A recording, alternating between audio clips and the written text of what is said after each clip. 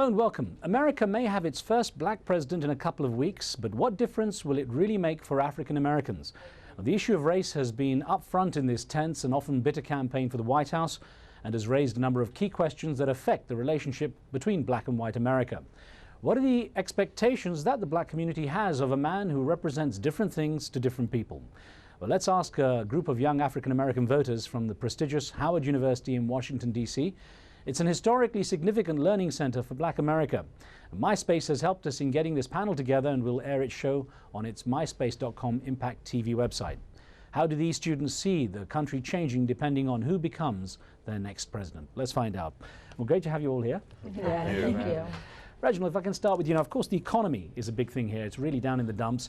Barack Obama has proposed tax cuts for the middle class. He says actually that'll benefit 95% of America. What's wrong with that? My thing is, with all Democrats, is more spending, and borrow later on. With his tax cuts, he says he's going to tax 95% of middle-class America. But what about those who are not in middle-class America, such as the families that actually work for their money, who actually go to work every day, save their money, and actually were brought up to, keep what they have and to share it to their children? That's not fair that you're taking away from them and not taking away from everybody. Like John McCain says, if we're going to tax, then we need to tax everyone. It's not fair for you just to tax a certain group of people in a way that could be seen as discrimination.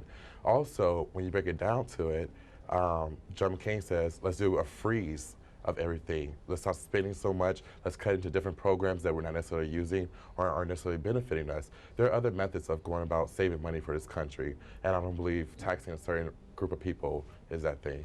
We'll look at some of the concerns that you guys raise as we develop the conversation, but CORRYN, if I could welcome you in. Oh, yes. You're studying political science at Howard University, and I know that you've been very active with the Obama campaign. Yes. On site there. Now, your specific concerns, healthcare, education, civil rights, how do you think those are going to change with President Obama? I think that they're going to change dramatically. I believe that Senator Obama, let's start with education. I love his plan he has a $4,000 tax credit for college students. All you have to do is 100 hours of public service. And I think that's phenomenal. He plans on making state schools affordable for the average American. I believe that anybody who seeks education should have the right to get it. And I feel like that to be denied education because you can't pay for it, which means that you're sacrificing your living, your income, because nowadays it's like you need a bachelor's at least to get a decent paying job. So I feel like that will be phenomenal for Barack Obama to change that. And on the issue of health care, I love the idea of having affordable health care. Every child in America deserves health care. George Bush denied this bill for health care twice that denied 4 million children health care. So I believe that Senator Obama really is hitting it right on the head. I believe health care is a right. Everybody deserves it. Okay, I'll get responses in a second, but let me get a perspective from each of you. And Cameron, ask you about your particular concerns when it comes to the economy and how you think the situation will change depending on who takes the presidency. Well, I believe the economy is so multifaceted. I believe that under a McCain administration, there would be more responsibility placed on the hands of individual Americans, individual families, to use the credit that they're given wisely. I'm fearful for an Obama administration simply because I believe that the responsibilities that American adults should have with their credits might be compromised. All right. Well, Austin, I know that you want fairness in the economy. It's one of the issues that you're concerned about. You've listened to some of the others, their expressions on economic matters in America. What do you believe that Barack Obama as president could do that could really change things, considering whoever goes into the White House is going to have their hands tied for a while with the economy where it is? Absolutely. Well, I think you can't just talk about the last 8 years of President George Bush. You have to talk about the last 30 years of a neoliberal economic policy that has basically used government power to enrich the richest of Americans. And there's been kind of an orgy, if you will, between corporate power and political power. And there's a certain economic thought in this country that started with Milton Friedman and others that believes that the government's sole role should be to help pass tax cuts and help subsidize some of the largest corporations. But there's been nothing for the people who are the poorest, nothing for the people who are in the middle class, and we've seen wages stagnated, et cetera. And also unions haven't been able to organize as they had in the past. So I think if we're going to move in a more progressive direction, obviously President Barack Obama is the candidate for progressives. Why do you think he'll make a difference? Well, he has some very specific policy changes. You know, it was funny they mentioned taxes as something that is, you know, against the rich or whatever. Colin Powell spoke out during his endorsement of Barack Obama and said that taxes are something for the common good. And President Obama will look to invest in infrastructure. That is, right now, it's not put well together. He'll look to invest in healthcare and education. So we need to have this fair tax system where people, the 95% that they speak of, will have tax cuts, the middle Americans. And the richest of Americans will have to pay a fair share of their part of the U.S. economy. Okay. Gina, you're very active in getting political discussions going, and I know one of the key things that you've had in those discussions is the role of the African community. Mm-hmm. To what extent do you think this election, with the candidates that stand, to what extent has it mobilized the black vote, and what difference will it make? Well, everywhere I go, I see more and more black Americans wearing their Obama pins. They're getting out to vote everywhere you go. Like any social event you go or attend, you have people, I'm voting tomorrow. You voting yet? Have you voted yet? So it's really has the American people hopeful for something new, for a chance for their voices to be heard.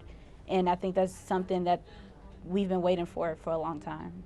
What assumptions do you think are being made that just because Barack Obama is the first sort of black candidate who's come so far, an African American who's there lined up to get into the White House, why would you automatically assume perhaps that the African American community is going to go behind him?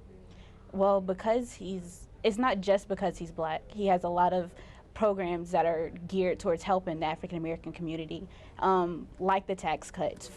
Under the Bush administration, the people who were getting the tax cuts were the richest Americans. They didn't need them. The people who needed the assistance, the tax cuts the most, were poor or middle class and lower income Americans. Usually, the African American community falls into those categories.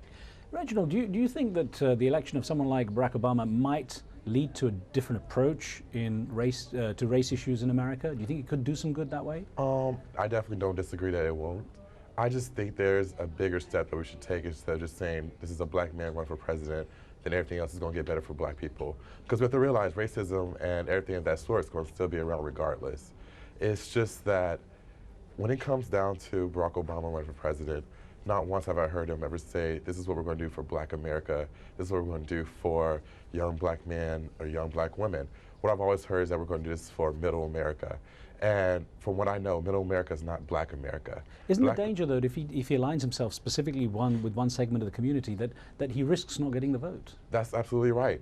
My point is that he can't do that. He has to address everyone. And if he, like you said, if he does do that, then of course he's going to shun every other person who's not black. And I just want to say something back to this statement right here. Middle America is not black America. Black America has always been the lower income, the lower level of our economy, of what makes up the United States. Middle America has always been white America, and I don't think people completely understand that. Austin. Well, I'll just say that, you know, going back to the point that LAGINA made, when you start talking about the people who are hit the hardest by this current economic crisis, they happen to be Latinos and African Americans.